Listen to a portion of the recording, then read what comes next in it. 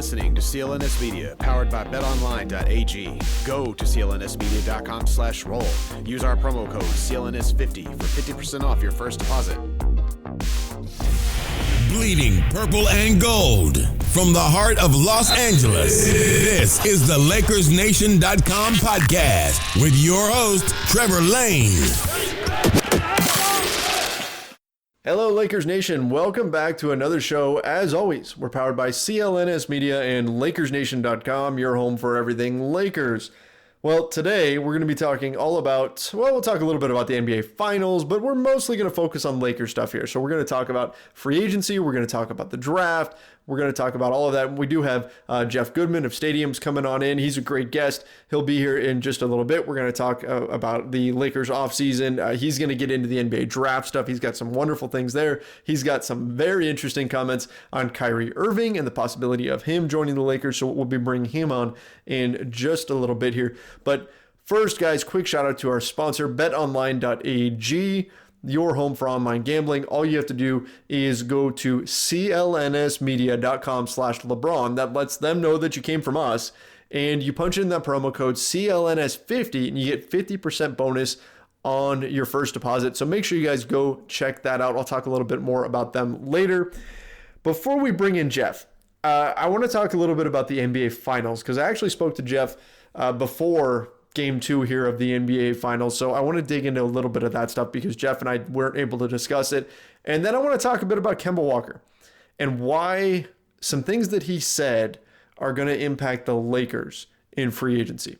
Okay, so that's my plan. Then I'm going to bring Jeff on and we'll talk all about, we had a great conversation about the draft, about Kyrie, about Lakers trade options, about Lonzo Ball. He also had some great comments on Lonzo Ball. So that's going to be coming up shortly.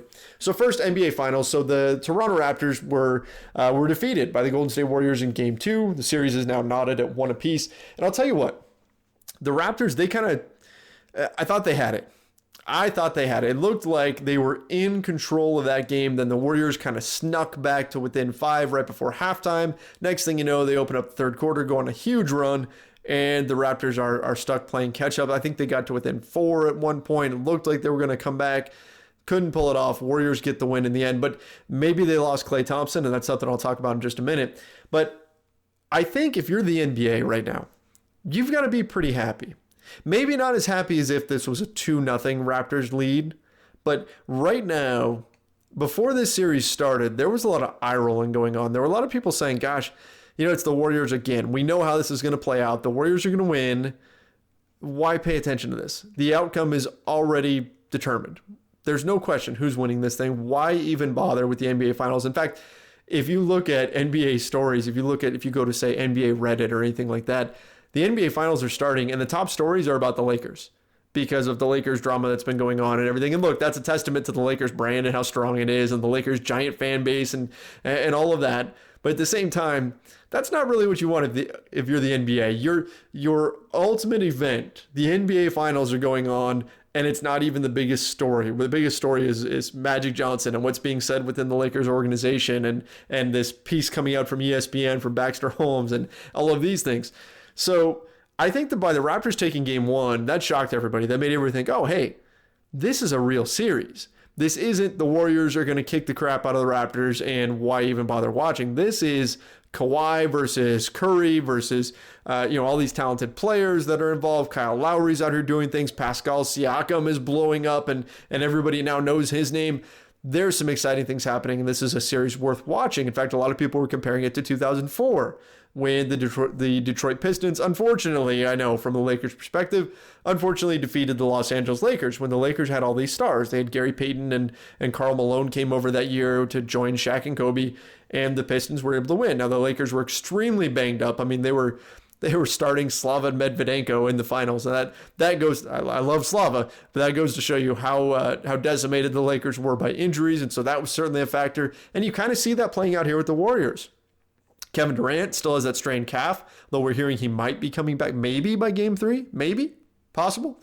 DeMarcus Cousins came back for this series from injury, but still obviously not 100%. And now the Warriors looks like Klay Thompson's in a bit of trouble. Had a hamstring injury. Who knows what his status is going to be for game 3. So there are some parallels to draw there. But I think that if the Raptors had won game 2, then the narrative becomes Kevin Durant's got to come back in and save the Warriors. Who knows how that impacts his free agent decision? We've been hearing for a while now that he's bound for the Knicks, that he's going there. But if he suddenly gets to play hero and be the savior of the Warriors, does that change his decision? Does that change maybe the way Golden State fans look at KD or the way that he's seen? I don't know. I don't think it has that big of an impact, but maybe it would be something to be interested in. I think it would be an even greater challenge for the Warriors because the Warriors won game 2, even shorthanded. I think it flips the momentum. And hopefully it doesn't lead to a decline in interest in this series. I really hope this does well because, you know what, credit to Toronto. Credit to Toronto's fans for the energy they've brought to this thing. It's really been incredible. And I think the worst case scenario for the NBA is for a blowout Warriors win in game 3. I think that's worst case scenario because then people will start to feel more again like, oh, okay, the Warriors are in control. This is going to happen. They're going to win. Why bother tuning in? It'll go flip back to that. And they certainly gained momentum here by splitting, but I think what would be ideal or the best case for the Raptors would be you steal one in Golden State. Steal one in Golden State, and the next thing you know, the final 3 games are a best 2 out of 3 series, and Toronto has home court. I think that becomes really compelling drama and something that the NBA can really push and really promote, and will get a lot of eyeballs on it. And if you're a basketball fan, it's something that you want anyway. So just some brief thoughts there on the finals themselves. Let's talk about Kemba Walker. All right, Kemba Walker, Jared Weiss of The Athletic, who's been on this show before, been a little while. I need to have him come back on. He's a great guy, Jared Weiss. And so he actually went and he interviewed Kemba Walker. I believe he was in Tokyo, racking up some frequent flyer miles there, Jared. But went and interviewed Kemba Walker in Tokyo, and just paraphrasing, Kemba Walker basically said, my top priority is Charlotte in free agency. I want to be a Charlotte Hornet. And of course, the Hornets are the team that drafted him, right? Or Charlotte was the team that drafted him. They weren't always the Hornets. They were the Bobcats before that. But so Kemba Walker is saying that he wants to stay. And first and foremost, good on Kemba. Kudos to him. You know what? We hear so much these days about players should leave. This guy needs to go here in order to win. This guy needs to leave his team in order to win. Why would he stay? All these sorts of things. And look, I get it. If you're Anthony Davis and you spent 7 years, you spent all this time playing for New Orleans and you haven't gotten anywhere and they can't build a team around you, I get that frustration. And I get guys who badly want to win. But at the same time, it's kind of refreshing too to hear Kemba say, look, you know what? I love where I'm at. I love this area. My family loves it here. And they're my top priority right now. It's not often that you hear that anymore. It's not often the guys play for one franchise for their entire career. And so there is a little bit of a refreshing nature to this, to hear Kemba saying these things. Now, the dangerous side about this for the Hornets is Kemba Walker made third team All-NBA. And while the Hornets are celebrating this, right, they have to. They're celebrating this publicly. Internally, you have to wonder if they aren't a little bit upset, a little frustrated with this, with Kemba Walker making third team All-NBA, because that means he's now eligible for a Supermax. Supermax deal would pay Kemba Walker $221 million over the next 5 years. $221 million for Kemba Walker. And this is where the Supermax has, in some ways, hurt teams. Now, the Supermax was put in to the CBA as another way for teams to retain their true stars, so they can offer way more than anybody else. So now the Hornets can offer about $80 million more than any other team can. Okay, they've got a 5th year, they've got $80 million. That matters. That's a lot of money. All right, but we've seen teams like the Sacramento Kings turned down the opportunity to give a Supermax, actually traded DeMarcus Cousins so they wouldn't have to give him a Supermax deal because they didn't feel like he was worth it. Because they thought, gosh, Supermax, that's a ton of money. And really, that's the kind of money that you pay LeBron. That's the kind of money you pay Kawhi. That's the kind of money you pay KD. You pay all these guys that money without a second thought. Because what they bring in terms of revenue and the production they have on the floor is far greater than even a Supermax contract, than even what that would pay them. But that's only true of a few players, a select handful in this league, right? You're talking Giannis, you're talking Harden, you're talking LeBron, Kevin Durant, right? There's a few guys in there that you will pay that kind of money to. After that, it becomes sort of a big negative. Look at the Washington Wizards. They're screwed. You look at the Wizards, they just gave a supermax deal. It hasn't even started yet to John Wall. And look, John Wall is a good player, not one of that upper echelon type guys, but he's got a supermax deal and then he goes and tears his Achilles. What do you do with that? You've got a point guard who relies on his athleticism, who is now the worst contract in the league because he got a supermax deal. That's the dangerous side of giving out a contract that large, and that's going to eat up a ton of cap space for them. They are going to be really, really handicapped moving forward. The Washington Wizards are, because they've got John Wall's deal on the books. So if you're the Charlotte Hornets and you're looking at this, you got to be thinking, oh my gosh, what do I do?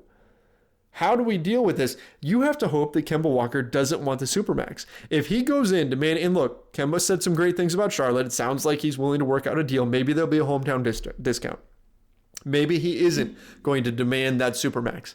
But just because the team is now eligible to offer it to him, that adds the expectation that they will, or that they will go above and beyond to keep him.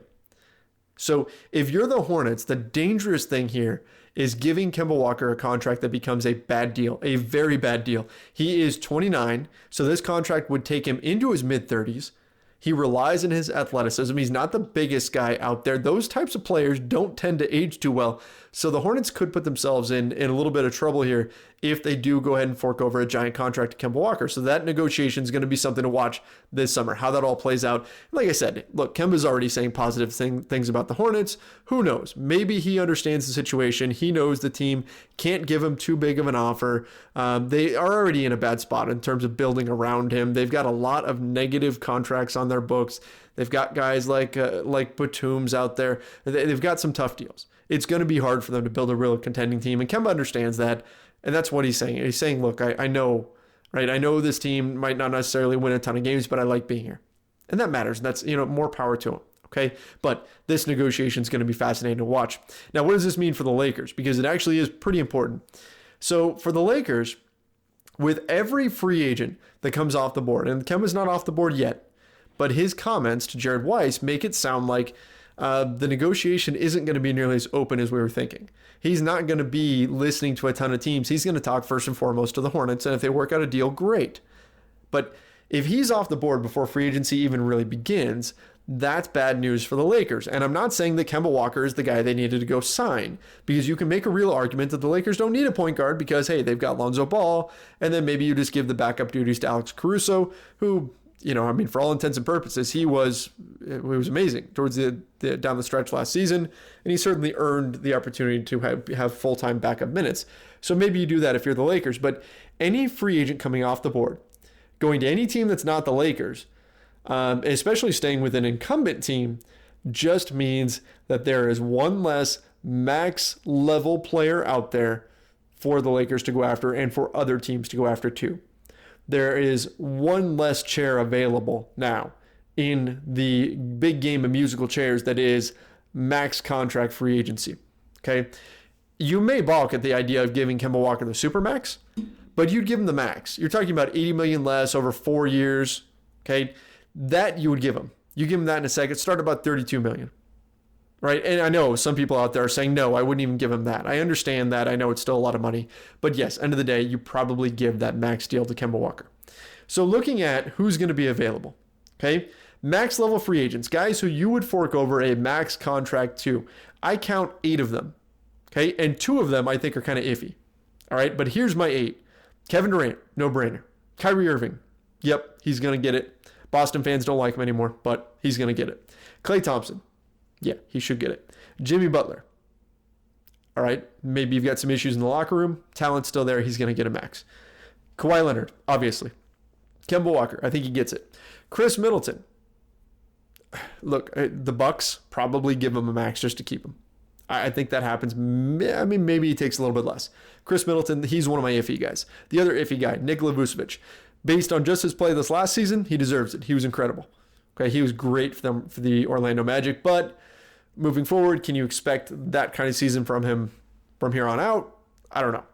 Okay, a little bit of a question mark there. Meanwhile, teams who have cap space, so I'm talking about 8 guys there. Teams who have max cap space: the Hawks, the Nets, the Mavs, the Pacers, the Clippers, the Lakers, the Knicks, and the Kings.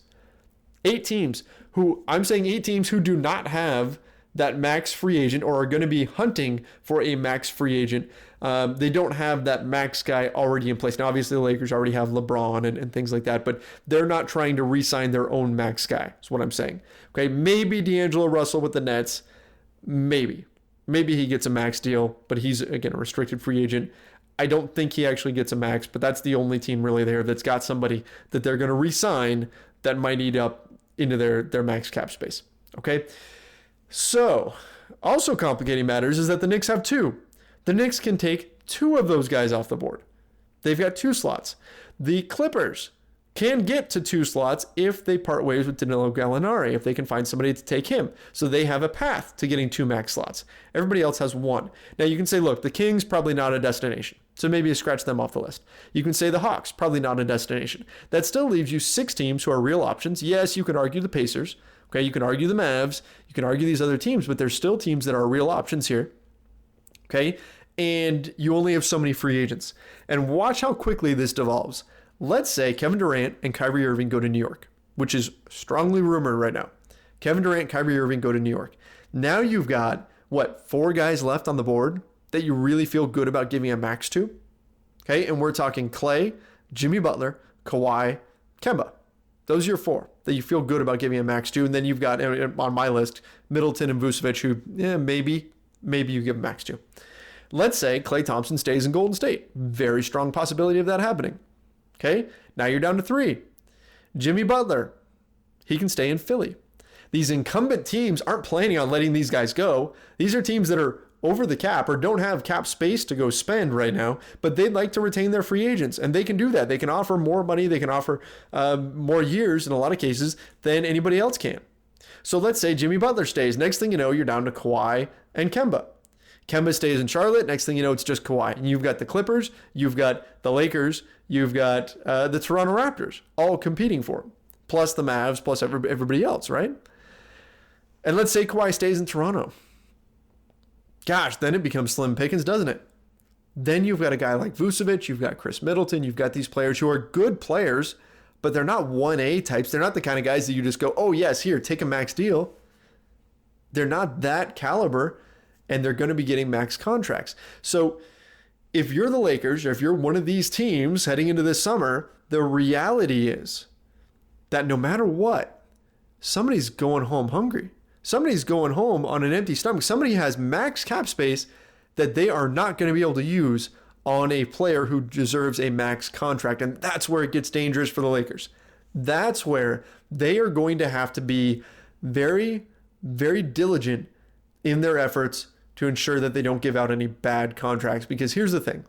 The worst case scenario for the Lakers and for any team this summer is not that they don't get anyone. The worst case scenario is not that the Lakers miss on all of their free agents.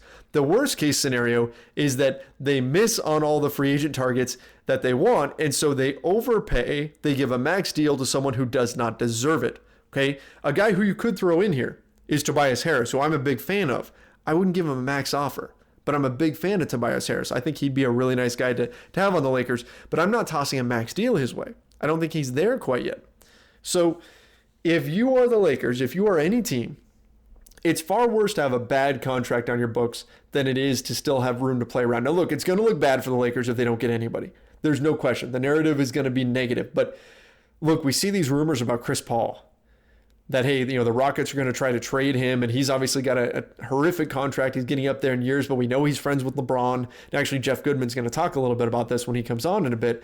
But these rumors that Chris Paul might be linked to the Lakers somehow via trade, there's nothing real substantive to it, all right? Nothing to panic about just yet, but that's the kind of move that you wind up making when you miss on all your free agent targets.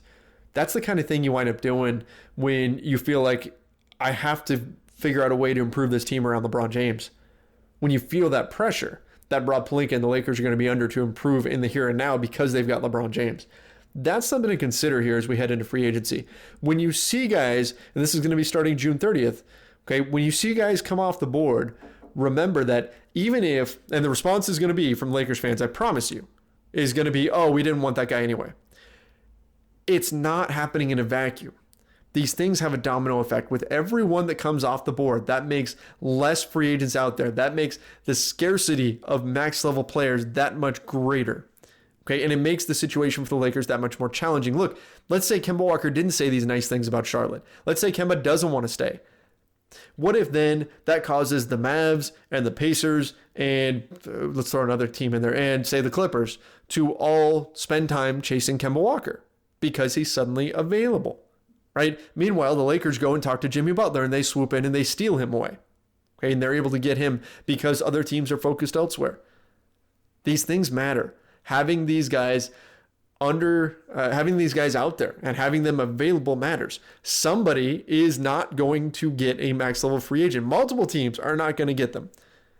Okay. And a lot of what the Lakers do this summer is going to hinge upon them being not left out in the cold, them being one of the teams that does get one of these guys that you will gladly hand a max deal over to. Because if not, that's where I worry, and all of you should be worried too, about bad decisions being made. Okay, that's where you do a panic trade. That's where suddenly the Washington Wizards have more leverage in a Bradley Beal trade discussion. They can say, hey, you didn't get anybody. You didn't get any max level free agents, so we want even more in a trade for Bradley Beal. The ideal scenario for the Lakers is not trading all of their young players to get a quasi-star. And look, I love Bradley Beal. He's great, okay? If you have to surrender young pieces to go get Anthony Davis, you do it because he's a top 5 player in the NBA. And how often is it that you get a chance to acquire a guy like that? Not very often. Okay, so I get it on a guy like Anthony Davis, but anybody else, if the Lakers don't land a top level free agent and suddenly they feel like they have to improve their team right away and they're desperate, they're going to have to then pay probably a little bit more in order to go get a guy like Bradley Beal. And again, that's not the ideal situation. The ideal situation is you land a guy like a Jimmy Butler, like a Kawhi Leonard, somebody like that. You land him in free agency where all you're giving up to get him is cap space. You don't have to give up any of your precious assets. Then maybe you can try to work out a trade, but you're dealing from a situation of strength, a position of strength. You can say you can go to the Pelicans, you can go to the Wizards, you can go to whoever else you're going to try to get a star from via trade. And you can say, look, if you want to trade with us, great. If not, hey, we'll roll with Jimmy Butler and LeBron James and all of our young players and the guy we get at number 4. We're good doing that. Okay? That's the benefit of getting one of these free agents. So when you see news like what happened with Kemba Walker, understand that even though Kemba Walker might not be the ideal fit with the Lakers, in the overall free agent pool, him being off the board or potentially off the board is a bad thing. And it's something to keep an eye on. Pay attention. Even the free agents that you don't want to see on the Lakers, pay attention to what's happening there because, again, there is a domino effect, there's a chain reaction, and that can impact the Lakers, and that can change the outcome of their summer. So, again, a lot to consider there, but something to be aware of and in a way that the Lakers should be a little bit concerned about Kemba Walker potentially staying with the Charlotte Hornets. Before we move on to our next segment, quick shout out to our sponsor, betonline.ag. So the NBA Finals are underway. The Warriors are taking on the Raptors. Do you know who's going to win? Is your confidence high? Willing to place a wager, but you don't know where to start? There's only one place to get in on all this action. Grab the odds and allow the experts at betonline.ag to do the heavy lifting for you. Sports, live betting, virtual casino, you name it. betonline.ag is CLNS Media's preferred sportsbook online. If you're feeling lucky and would like to support our podcast, go to clnsmedia.com/LeBron and use promo code CLNS50 for a 50% sign-up bonus. Again, that's CLNS50. BetOnline.ag, your online sportsbook experts. All right, guys, I've rambled on for long enough about free agency and the finals. Let me go ahead and bring in Jeff Goodman. We're going to talk all about Kyrie and the NBA draft and all sorts of other things. He's a great follow on Twitter. Of course, you can watch him on Stadium, but you can follow him on Twitter at Goodman Hoops. Jeff, thanks so much for joining me, man. No, thanks for having me. I appreciate it, Trevor. So let's talk a little bit about the draft. I know the finals are raging and they've been exciting, but we're also looking ahead to the draft, which is just a few weeks away. Right now, there is a big debate going on within the Lakers community over who the Lakers should select with that number 4 overall pick. You've been covering the NBA for a long, long time. What do you think? What's going to be there at the 4 spot for the Lakers?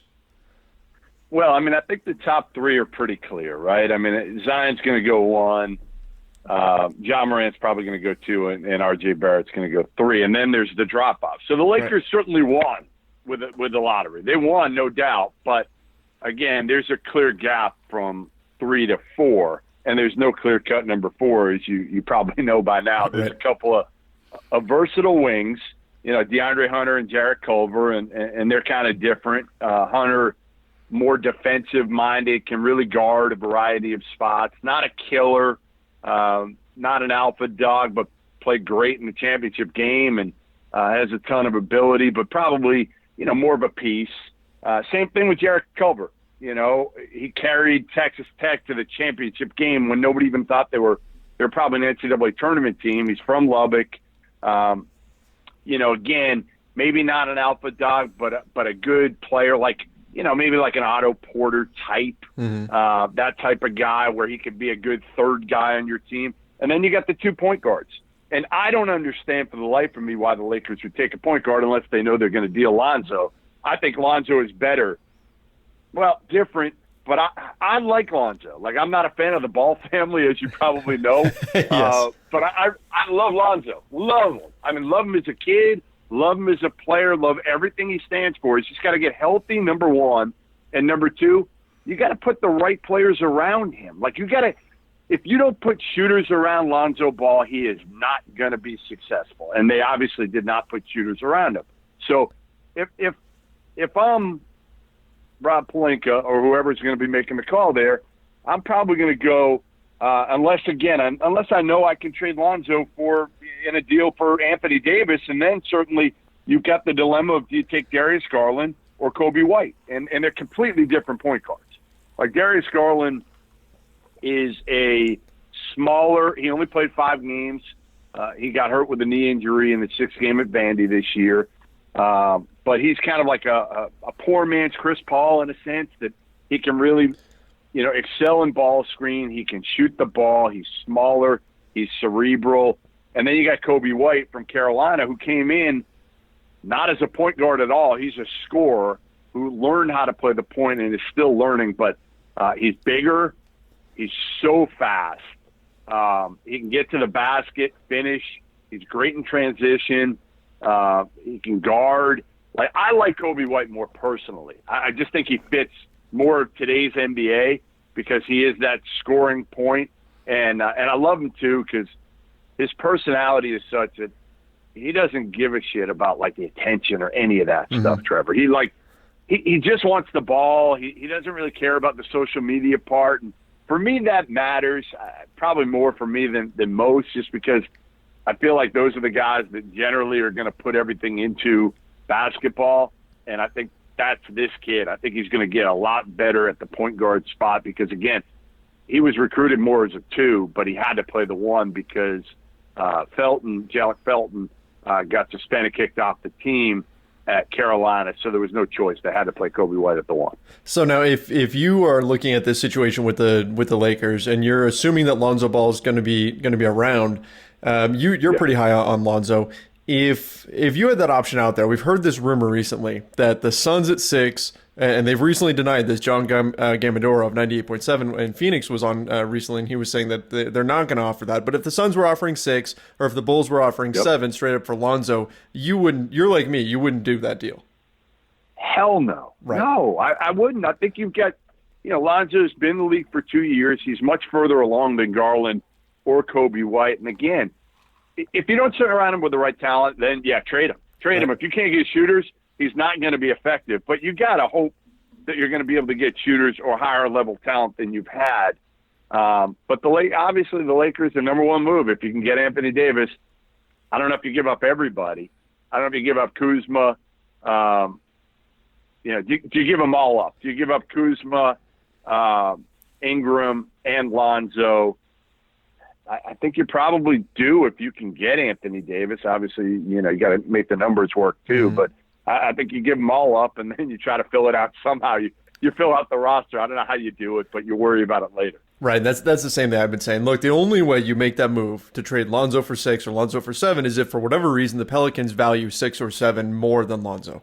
And then if you're already making that flip, then you could do something like that.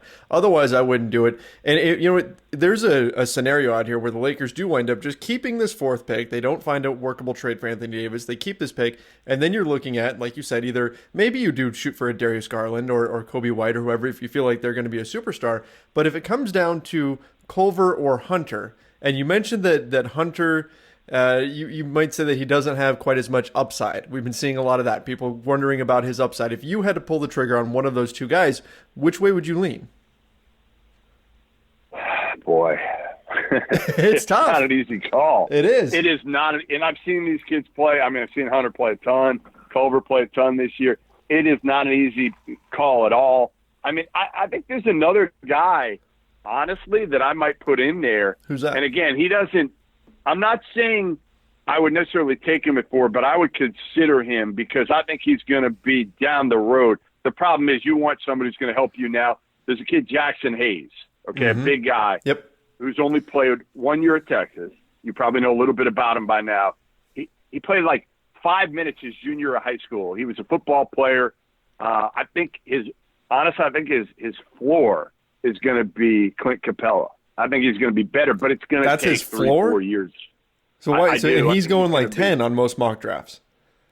Yeah, I think he could be the 4th best player to come out of this draft. Wow. But I think, again, you can't judge him in year 1 or 2. He's going to be a little bit of a project like Capella was early. But, man, this kid plays hard. He's got great footwork, good hands, blocks shots, rebounds. Can be that guy that you play. He's not going to be a major threat on the offensive end as far as stepping out and shooting it, or at least I don't think, but maybe he will be again. He's so raw. I love him. Honestly, I would take him higher than most, but, and that leads me to my next point, which is if you're the Lakers, can you trade down and pick something up, pick up another asset that maybe helps you trade for Anthony Davis or whatnot? I don't know, but that's what I'd be looking. If I were Rob Pelinka, that's what I would be looking. If I can't include this pick in a trade for Anthony Davis, I would be looking to trade down and see what other assets I can get, because the difference between 4 and 15 is so minimal this year. It's kind of, I am the beauty of the beholder in terms of like I like Rui Hachimura more than, or as much as maybe a Hunter or a Culver, and a lot of people have him at 15. So that's what I'm saying is, there's just not a lot of separation. So if I'm Pelinka and I'm not sure you can get it, I would see if I could trade down. Can you get, maybe you get 8 and 10 from Atlanta or something like that for 4. Maybe they love somebody. So you're not buying the Knicks passing on RJ Barrett to take Culver. We've been hearing that rumor that they're looking maybe at Culver instead of Barrett. I'd be shocked. I would be too. If they do, then you celebrate if you're the Lakers, because you get RJ Barrett at 4.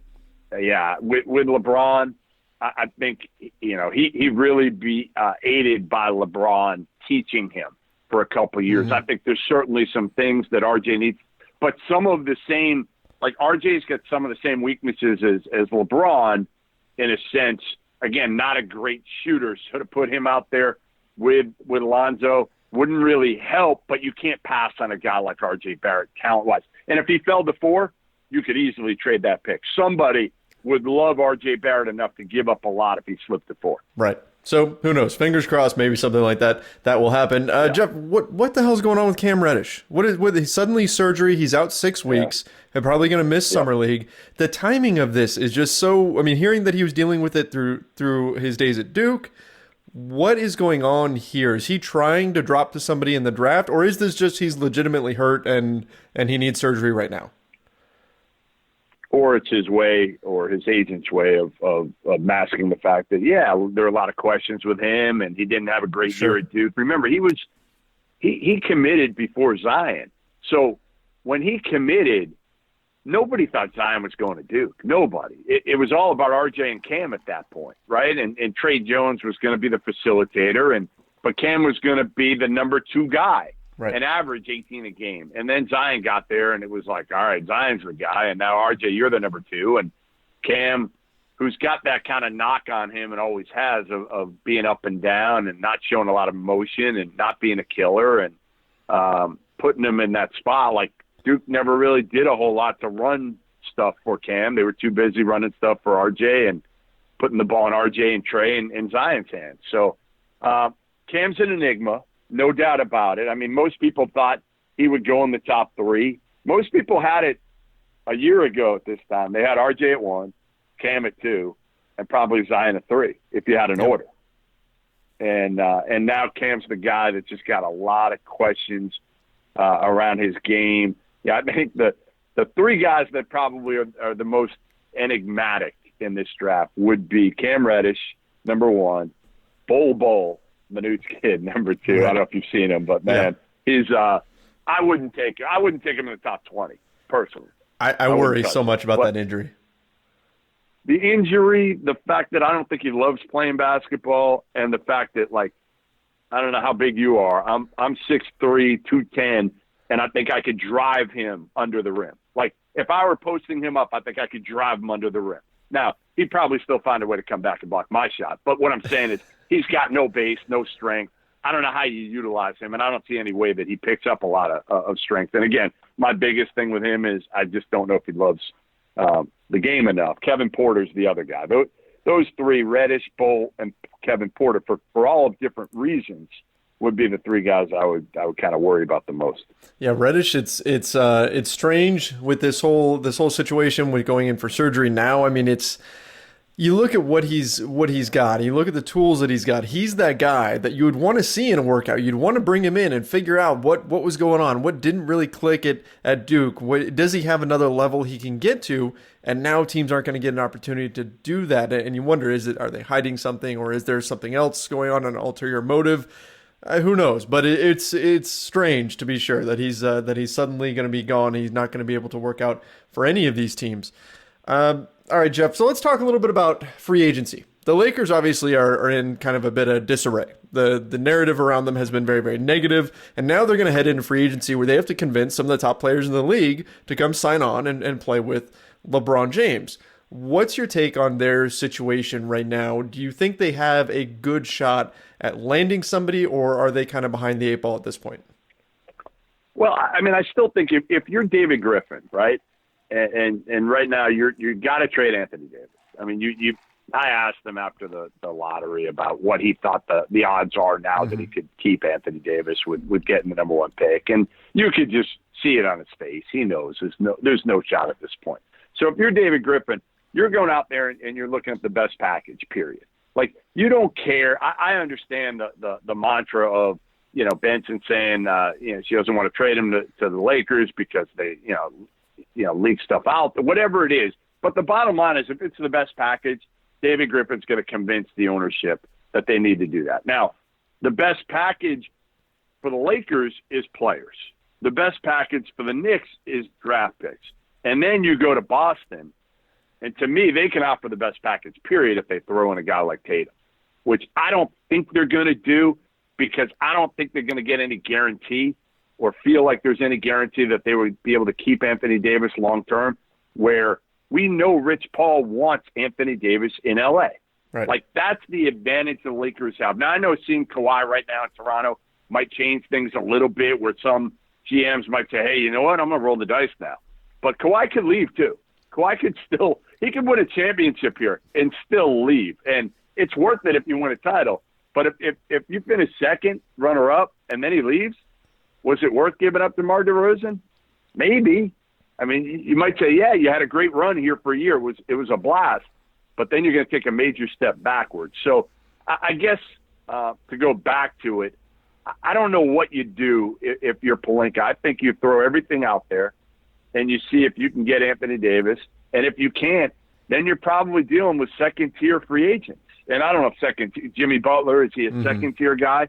There's a lot of people that don't want – I've known Jimmy forever. There's a lot of people in this league that don't want Jimmy Butler anymore because they are worried how dysfunctional he is in a locker room, how he can divide a locker room. That's what people are scared of. They're not scared. On the court, he's a killer. Like listen, he's great. Other than Kawhi, yeah, I mean, how many better two-way players are there than Jimmy Butler? He plays hard all the time, but again, he's a handful to deal with in the locker room, and I don't know how that would fly with LeBron. I mean, there would be an interesting dynamic to try to see how those two would coexist. That definitely would, and it would, given what the Lakers dealt with last year, where they brought in, Lance Stevenson and JaVale McGee and Rajon Rondo and all those guys. I don't know that he'd be at the top of their list, but we do know that LeBron has reached out to Jimmy Butler. That's what we've heard from a number of different people, is that they've actually connected. So who knows? Maybe that is the guy they go after. But the other one we've heard quite a bit about is Kyrie Irving, and this is just such a weird situation. I feel like Boston doesn't even want Kyrie back. I can't believe we're talking. Right. It's hysterical to me. I mean, honestly, if it happens, listen, with Kyrie, you never know, Trevor. But like, if this happens, man, like, you need to write a book on that. You need. There's no way, in my opinion, Kyrie, who got big boyed by LeBron for years and wanted out of Cleveland because of that, because it was the LeBron show and his crew and everything like that, and he felt like he was the little brother, and like he's going to go back to that. Like this. There's just, to me, there's no way that happens. Like, I don't believe that for a second, that at the end of the day, Kyrie would go back and play with LeBron. I think he's much more apt. And also to go west, to go to L.A., like, I think he's going to go closer to home and go to New York or Brooklyn. Yeah, I could see that, especially if KD makes that jump to New York. Kyrie probably wouldn't be far behind. Do you see any chance that he just stays in Boston, or do you think that door is shutting? I think it's shutting. I still think with Kyrie, again, you never know. Like, if he senses, all right, KD's not going to New York. And, the thing with Kyrie is, again, he thinks, I mean, he thinks he's like the best player in the NBA, or certainly right up there with it. And at times he looks like it, but, man, he got eaten up in the playoffs. I mean, he was terrible. He was terrible in the playoffs. And he's become really, let's put it this way, like I talked to players on the Celtics, and one of them said, like, he just takes the air out of the locker room. He's hard to play with. He's super talented, but hard to play with and the other part is he's just so moody.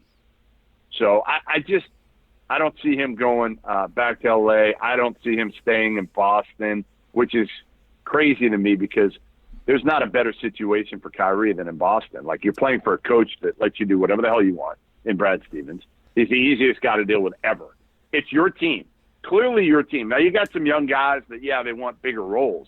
But it's Kyrie's team. Everybody knows that, and that's what he always wanted. He's got the ball in his hands at the end of the game, in the playoffs, whenever, and it just didn't work out for him. So I don't think Kyrie's there.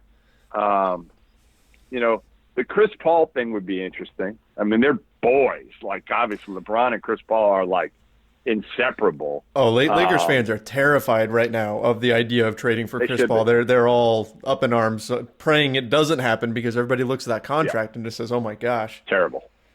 It'd be a big mistake, a huge mistake to get again. And LeBron will probably push for it. I mean, you just wonder if he's like, "All right, I'll play with my boy. He's better than what we have at the point. He can help me win now." But I don't. I mean, like you said, that contract is a complete albatross. Like, that's not what you want. You just, I think you just got to try to, can you attract, you got to get somebody like a Jimmy Butler. Like, I don't know if it's Jimmy Butler, but again, I think you got to get somebody like that. And if you do that and keep these young guys and they get better, the problem is you just need another shooter. You got to, like, that's where Jimmy Butler doesn't even help. Like, who's that guy that put on the floor that spaces the court? Like, you have to have somebody like that, and Ingram hasn't been that. Like, a lot of people thought Ingram would be a knockdown shooter. That's not him. And Kuzma, like, everybody was saying that on Kuzma for a while, and right. I've seen Kyle play for a while. Like, that's not him. He's not a great shooter. He's a streaky, probably going to be a 33% shooter for three. Yeah, they need to find somebody that can really space the floor. And that's maybe going back to our discussion on the draft, maybe one of the reasons why you go with Hunter, because he can actually space the floor, and he shot 44% from three in college. So something to consider there. But they're going to have a lot of options. It's going to be interesting to see how it all works out. Obviously, Kyrie, that whole situation in Boston is kind of a mess. I'm thinking that the Kyrie situation to me is going to wind up being a domino for the AD situation as well, because if Kyrie's gone, I don't think the Celtics give up all these assets in order to go get Anthony Davis, knowing they don't have Kyrie to keep him there. I'm not sure. Like, again, I think they'd give him all. Well, I think they'd give him up if they knew they could keep AD. Like, I think they would give up everything other than Tatum. Like, you're telling me if you're Danny Ainge, you wouldn't give up, Horford, Jaylen Brown, Marcus Smart, and every pick you have, because none of them are like incredible picks. You give all that up. Oh no, yeah, you would give that. I'm saying you wouldn't surrender Tatum. Right. If you don't, if it takes having another guy like Kyrie there, right, in order to get Anthony Davis to stay, and Kyrie's leaving, then he's gone, and Anthony Davis looks at this team coming in and he sees a bunch of young players and he says, well, you can trade for me, but I'm not going to stay. I just don't see the Celtics giving up Tatum in that situation. Yeah, I'm with you. I mean, I'm with you. I heard I think Colin Cowherd said it. DeMarcus Cousins, maybe. So, another one that damaged goods. Right. Really you want DeMarcus now after two significant injuries. Is his body, going to start to wear down? I don't know who they get. I mean, can you bring on like a J.J. Redick on a 1-year deal just to space the floor? Can you get him out of Philly?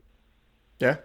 Yep, that's what they're going to have to do. They're going to have to look to try to find somebody along those lines in order to make this team work, put it all together. Rob Pelinka's got his work cut out for him, but they're going to have some options out there. They've got plenty of money to spend. They've got young talent. They got to figure out what to do with it. All right, Jeff, I know you got to run. Thanks so much for coming on here and joining us and giving us your insight on the draft and the whole free agent market and everything else. Thanks a lot for having me, Trevor. I appreciate it. And, should certainly be interesting in Lakerland this offseason. Absolutely. Always is. Guys, make sure you go follow Jeff Goodman at Goodman Hoops on Twitter and check out the Good and Plenty pod, and you can find him on Stadium. Guys, that's going to wrap things up for today. Make sure you head over to LakersNation.com, your home for everything Lakers. Follow us on social media at LakersNation Official on Instagram, at LakersNation on Twitter and Facebook. And, of course, go check out the Lakers Nation YouTube page. Till next time, see ya.